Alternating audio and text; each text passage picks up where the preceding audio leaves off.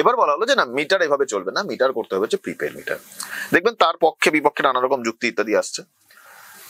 বলা হচ্ছে যে আমরা তো মোবাইল রিচার্জ করে নিই প্রিপেড, তাহলে আমাদের অসুবিধা কি? না, আমাদের এখন মোবাইল রিচার্জের প্রক্রিয়াটা কি, আমরা হচ্ছে যে নানা রকম স্কিম আছে তো, যে 90 দিনের রিচার্জ করি, 84 দিনের রিচার্জ করি, 28 দিনের রিচার্জ করি, বা হচ্ছে যে 60 দিনের রিচার্জ করি, এরকম 56 দিনের রিচার্জ করি, এরকম নানা রকম আছে।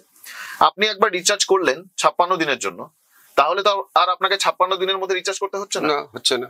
ইলেকট্রিসিটিতে কি সেরকম হবে? সেটাই হচ্ছে সব থেকে বড় প্রশ্ন। আমি ধরুন 500 টাকা রিচার্জ করলাম, আমি কথার কথা বলছি জাস্ট, এবার 500 টাকাটা আমার রাত্রিবেলা 1টার সময় শেষ হয়ে গেল, আমার বেশি কনজাম্পশন হলো, তখন কি হবে? তাহলে আপনার ডিসকানেকশন হয়ে যাবে।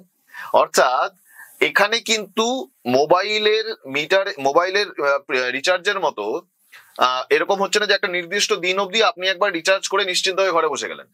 এখানে আপনি প্রতি মুহূর্তে এই সংশয়ে থাকবেন যে আগামীকাল আপনার বেশি কোনো কারণে বিদ্যুৎ খরচা হয়ে যাবে কিনা, এবং তারপরের দিন আপনার প্রিপেড মিটারে টাকা থাকবে কিনা। যদি টাকা না থাকে তাহলে সেটা অটোমেটিক্যালি ডিসকানেক্টেড হয়ে যাবে। বলছে যে আপনাদেরকে আগে মেসেজ পাঠিয়ে দেওয়া হবে। আচ্ছা আপনি বলুন তো, যে গ্রাম বাংলার প্রত্যন্ত অঞ্চল জুড়ে যে লক্ষ লক্ষ কোটি কোটি মানুষ, কতজন মানুষের মোবাইলের মেসেজ দেখে সেটা রিচার্জ করার সম্ভাবনা আছে? খুবই কম।